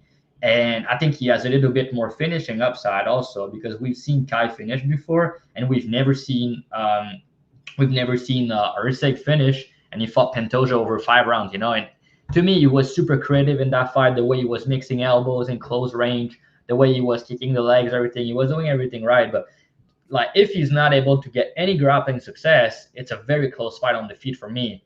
And Erceg can be hittable at time, and he can make fight competitive. For the Costa fight, for example, I back him that one. But yeah, I also like the sub angle potentially if you want to bet Erceg. The guy has a nasty guillotine. You go for club and sub when you hurt people, and we've seen Kai getting sub that way against Rival, who's a very nasty grappler himself. So if I were to take something here, I have some interest in Erceg by sub, and also have some interest in Kai by decision. So Kai by decision, you can get plus 250. I think it's pretty good. I don't see him getting a knockout here. That's a flyweight fight at the end of the day. And I think it's going to be a 29-28 type decision if they go all 15. So you want to be on that plus 250. I'm not sure yet what I'm going to do. I want to run a little bit more tapes into it. Like, I don't want to rush bets anymore. I want to take my times. And yeah, that's one spot I want to tape a little bit more and make a decision after. Maybe Kai decision or maybe a sprinkle on Erceg by sub at plus 600. It's not bad either. I'll get it back to you, Key. What do you think? Yeah, this is I think that this is a pass fight for me. As much as I want to get to an Erceg bet, like you referenced, I think that it's just tough. If I'm betting minus 155, I need upside to think that he can realistically look like minus 300, minus 400. You know what I'm saying? For example, with Junior Tafa, we bet that at around minus 117 range. He has upside to look potentially minus 400, minus 500. I mean, he just does. And so whenever you're betting lines, close favorites, I don't want to just think, oh, you're going to eke it out with a win. I need to think like, oh, no, you have real upside to look like a large favorite. And in worst case scenario, the fight is super competitive. And I think that this fight 9 times out of 10 is just going to be super competitive. Kai France, I don't count the Amir Albazi loss as a loss. I think that it's very clear that he won that fight. His other losses are against Royval and then Brandon Moreno. Only 3 other UFC losses. Champ, former champ, and then a guy who just beat that former champ in Royval. So he's a top 5 guy, no doubt. And at this level, it is very hard, and we've learned it time and time again with high-level mixed martial arts, period, especially on the men's side. It is hard to look like a wide favorite once you get to a certain level. I mean, we think about the Leon Edwards fight. Guys were eating minus 250 chalk and shit in a title fight where you don't have insane advantages necessarily. And so you have to be thinking about, okay, what upside does Erceg really have? And I think that there is grappling upside, but Kai France has shown great scrambles, has shown some offensive grappling himself. Not saying that that's his path to victory, but it lets you know that he's putting in the work, truly putting in the work to get better in that department. And on the feet, Erceg is going strike for strike with Matt Schnell, David Dvorak. Like, it's not like he's blowing these guys out the water. Costa bonked him a couple times. Kai France has big overhands. We know that the leg kicks will be going. It's going to be a high-level competitive fight. And I think for that reason, if this was a pick'em line, maybe I'd be more open to trying to pick Erceg. But minus 55, that's just around 60% implied probability. It's tough for me to say that I think that there's value on this line. So I think that anybody who bet France early, more power to you. It's hard for me to back him just because of all the injuries and stuff. But and I think that if you're betting on Erceg, you're hoping that some of the injury narrative does play strong. And I'm not into betting off a narrative that strongly. So this is a pass fight for me. But I can tell you that the next fight definitely isn't. Ricky, I like that line a lot. That minus, if you could bet, where did you say it? Where was that? He said it somewhere in the comments. I don't know. I can't find it. I think he said Erceg. Oh, yeah, here it is. Erceg finish only minus 152. So it's basically the same price as his money line. And then you get to eliminate the option of him winning a decision, but you also don't have to worry about him losing a decision. I definitely don't see him getting finished. I think I'll probably play that line. That's a good line. I like that. Let's move on to our main event. Let's see. How do I get rid of comments? Okay, there we go. Our main event. This is a fight that people have been waiting for forever. I'm excited for this one too. Dricus du Plessis versus Israel Adesanya. Still Knox is 30 years old, 6'1" with a 76-inch reach. Izzy Adesanya, 35, 6'4" with an 80-inch reach. Line is a pick'em right now, minus 110 apiece. I'll go first as my breakdown is pretty quick. I was talking shit all week saying I'm going to be betting Izzy huge because I was thinking, Dricus is a punching bag and he gets teed off on. But you go back and you look at tapes, and this guy has what people talk about with aura, where he just always finds a way to win no matter what. But I think this fight, the line where it is right now, is exactly how it should be. I think this is a coin flip fight because, Dricus struggles against counterpunchers. We saw Darren Till hurt him. We saw Tavares hurt him with a counter strike. We saw Derek Brunson hurt him with a counter strike. So he definitely gets hurt with counter strikes, which is, Izzy's bread and butter. Izzy could beat him up at kickboxing range if he keeps it there. But on the other hand, you have Dricus. And Dricus is one of those guys where he's a big dude, so he can kind of do what Jan did and wrestle Izzy, get him down, and then, lay on him. Izzy hasn't looked as poppy or as jumpy or as sharp as he used to look in past fights, in his past 4 fights or so. So that was concerning to me. Where Izzy kind of struggles, if you look at the Kelvin Gastelum fight, the Jan fight, guys who get in his, or Sean Strickland also, guys who get in Izzy's face, crowd his room and push him up against the cage and fight him and don't care about getting hit and just keep putting on pressure on him. That's kind of the way to beat Izzy, and that's kind of DDP's full game is constant pressure, constant work, shoot for the takedown, punch, stuff like that. So I think if you got that early line on Dricus, plus 140, plus 130, you did your job. That's, like I said, we play numbers, and this is one of those fights that I think was a coin flip fight. So at these odds, I guess maybe you play Izzy, but I think the line is where it's supposed to be, where it's a pick 'em now, and anyone who played Dricus at plus odds, you kind of did your job. I think you got the right bet there. Now that it's a pick 'em, I guess you could play Izzy because now it's where it's supposed to be, and you're betting on, the best middleweight fighter ever possibly at the time. So I don't know. I'm going to stay off this fight. I'm going to pass completely at this line. I guess I would take Izzy, but I'm staying off this fight. I might look at the alternate over 3.5 on DraftKings. I think it's only minus 120 or something like that. And I think this fight goes over at a pretty good clip. I don't really see Dricus getting finished. I don't really see Izzy getting finished either. So I don't know. It might be tough, but that's the thing how I'd play it. So yeah, what do you got, Key? Yeah, this is I know 2024 has not made logic. It has not made sense at all. It's not been a logical year of MMA betting. But one day shit has to start making sense. And I'm sorry, I just can't ignore all the holes with DDP. I mean, and even you talk about in some of his interviews, he's talking about, people are pointing out stuff that I'm doing that I don't even know that I'm doing, blah, blah, blah. I'm not doing that on purpose.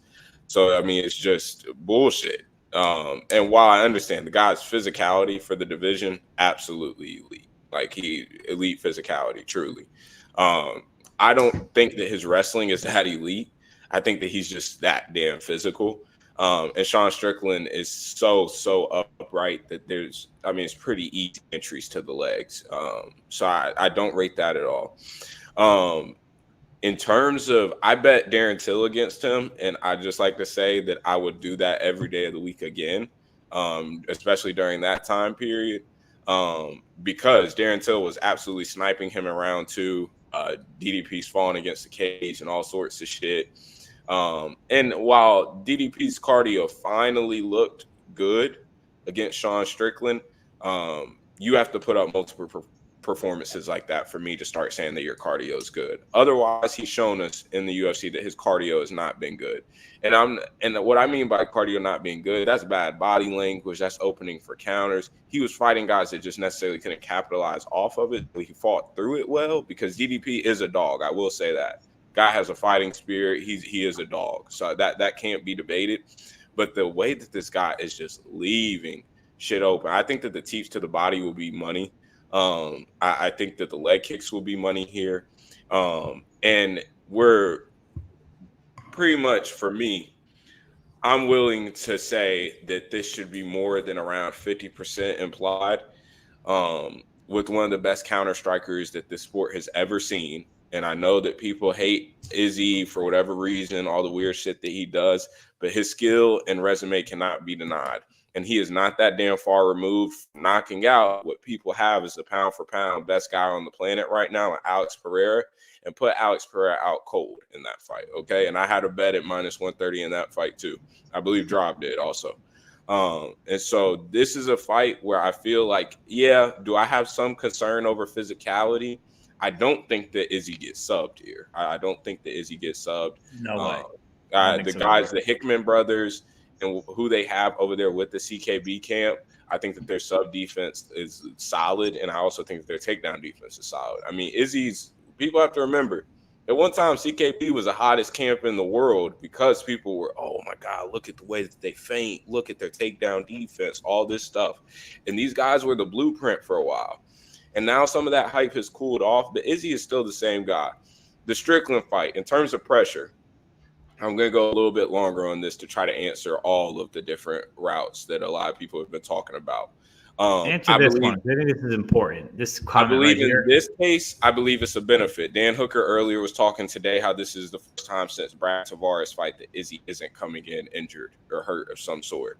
So I think that it is a good thing. I don't know. Izzy refused to say what exactly his injuries were, but he did hint even before the Sean Strickland fight and after that he had some serious injuries that he needed to take care of and take some time off with. In terms of the pressure, I just saw that comment. In terms of pressure, I also believe that DDP's pressure is not the same thing as Sean Strickland's pressure. DDP is less jab output, and I believe that the jab, in my opinion, is the way to disrupt any sort of rhythm for a guy like Adesanya, who wants a lot of pull counters, a lot of left hook checks. And so I think that jab, the lack of jab of DDP is going to hurt him here. Sean Strickland is just in your face, and it's such a cycle. It's not, there's no breaks. DDP takes a lot of resets. It's explosive 1-2, and then reset for a second. And then he's right back into it. All that resetting is going to allow Izzy to find his timing, and I think that he's going to absolutely light him up eventually.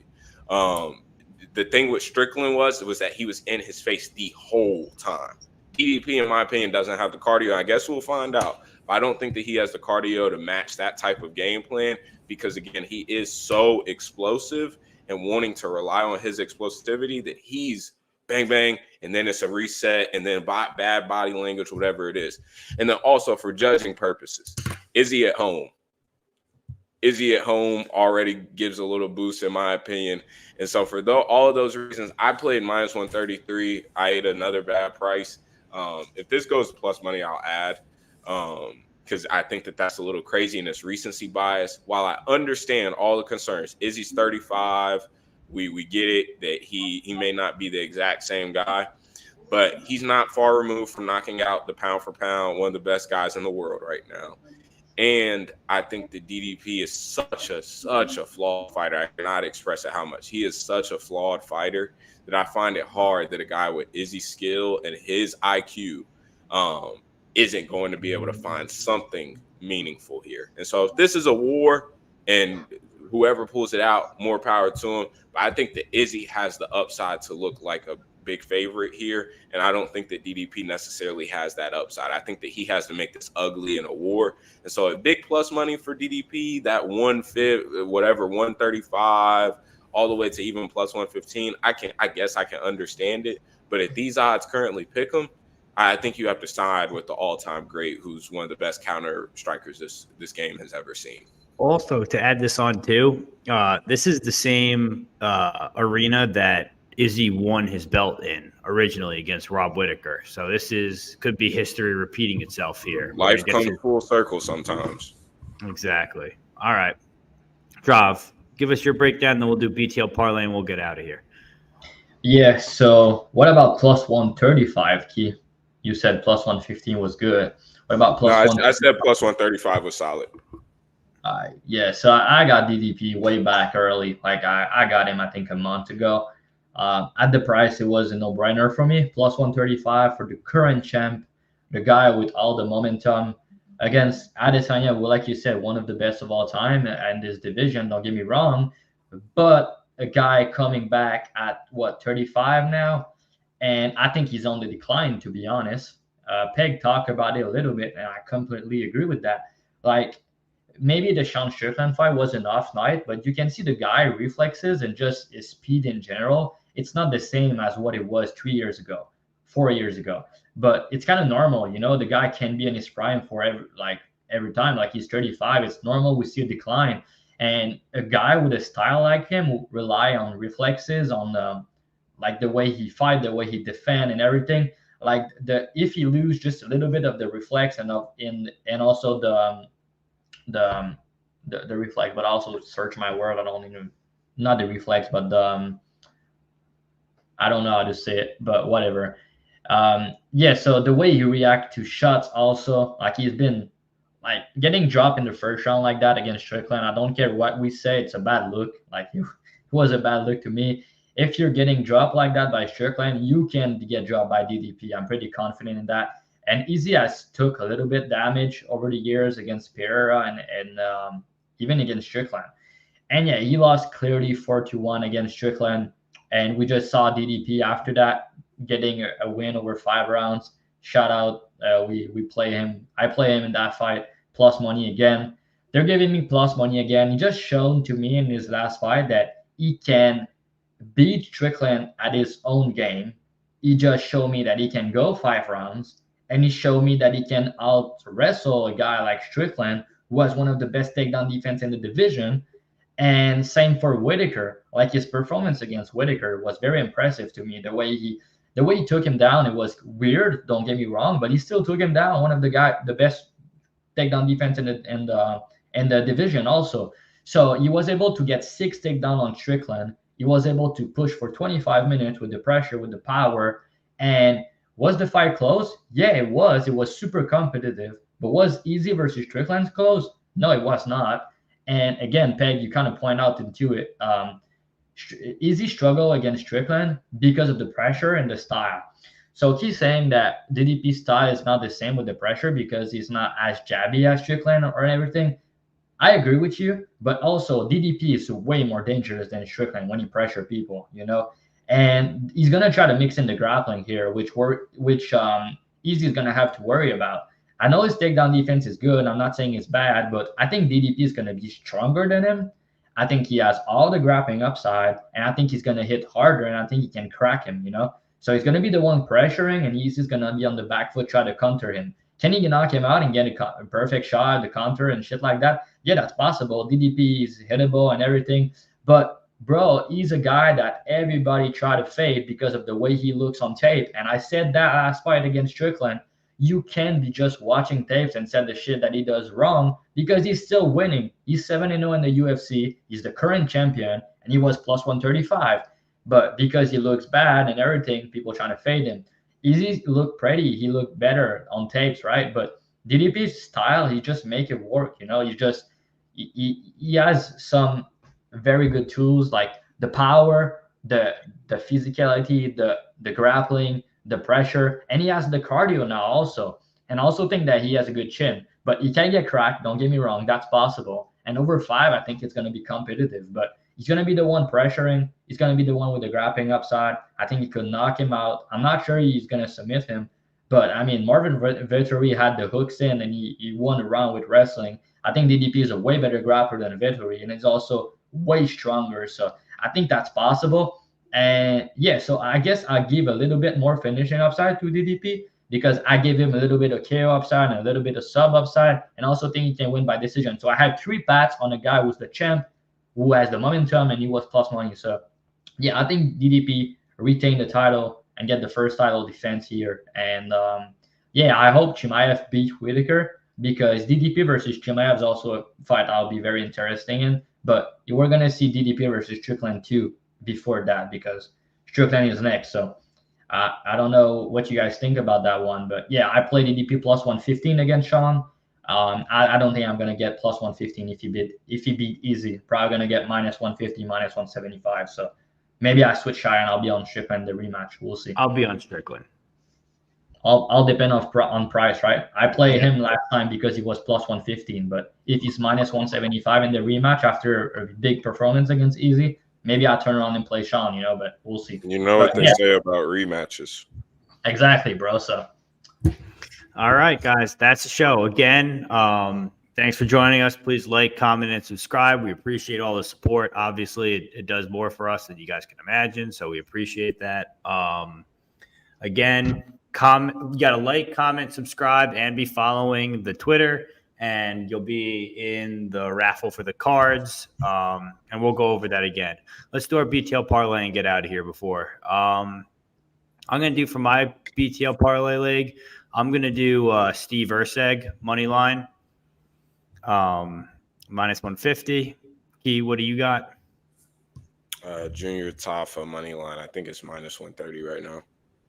All right. Drav, what are you thinking?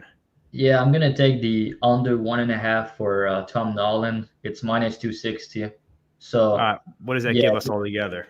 Erceg is minus 155, Tafa minus 130, and the under 1.5 minus 260. It gives you plus 303 on Bet Online. Plus 303. Say that one more time. Erceg money line minus 155, Tafa money line minus 130, and the under 1.5 for Tom Nolan at minus 260, plus 303. Okay, plus 303. All right, guys, that's the show. Thanks for joining us again. We appreciate it, and we will see you guys. I think we got a card next week, right? Yeah, we'll see you next week for Cannonier versus Chao Baralho. All right, guys, thanks for joining us. Hold up. Whoa. All right, hold it. The time's running. Plugs in. We gotta get these plugs in. I'll go ahead. I'll go first real quick. Key 3 picks as usual. Everything in my Twitter bio. I know I've been getting a lot of flack on Twitter for some of these videos, some of these compilations I've been posting. Everything in the Discord, Dub Club, $20 a month. If you text me, DM me code BTL. Just DM me BTL and I'll hook you up with a special offer for my Dub Club for showing some love to the podcast. So make sure to tap in. Next week, we actually have a 10-unit max bet out on Kong Wang. We smoked the early opener on DK, and guys were able to actually get down some money on it. So big time stuff happening. Should be a really, really fun ending to this month. And then September is full of bangers, and we've already locked in some bets. So come join and tap in with me. All right. What do you got? Drav? Yeah, I have a couple bets already on the website for the Dub Club, so you guys can subscribe. To be honest, I don't like my results in the last few weeks. Winning, losing. It's not where I should be. So I'm gonna lock my shit in. I'm gonna do less regional. I'm gonna just focusing on UFC like I was doing last year. So if you guys want to sub now, since I had just had a bad Dana White Contender Series card and it's a big pay-per-view, hit me up on Twitter. I give you a promo code for the Dub Club. And yeah, we have good bets for this card. I'm pretty confident in my plays, and we're gonna have 1 or 2 more plays pretty soon. And yeah, I'm already looking into the next card, but I'm gonna be strictly focusing on the UFC where I do my best work. So yeah, we're gonna go on the hot streak now. It just we need to analyze what the market is doing at the moment and what's happening with all the favorites. And yeah, we can't just play the dogs if they're no dog winning on every card and all the favorites winning. So you need to adapt, and that's what we're gonna do. So yeah, Trivia _ on Twitter. You can follow my Dub Club. You can subscribe to my Dub Club. It's linked in my bio. And as always, guys, thanks for watching. You can subscribe to the channel. You can leave a like to the video. It's help us to continue doing what we do. Almost 2 hours podcast, but I hope you guys had good infos and gonna help you make your bets and make some money. So let's get it. As always, my Telegram's free. You can join at any time. I always give you guys free picks. It is what it is. All right. Thanks for joining us again. We'll see you guys next week. Peace. Peace.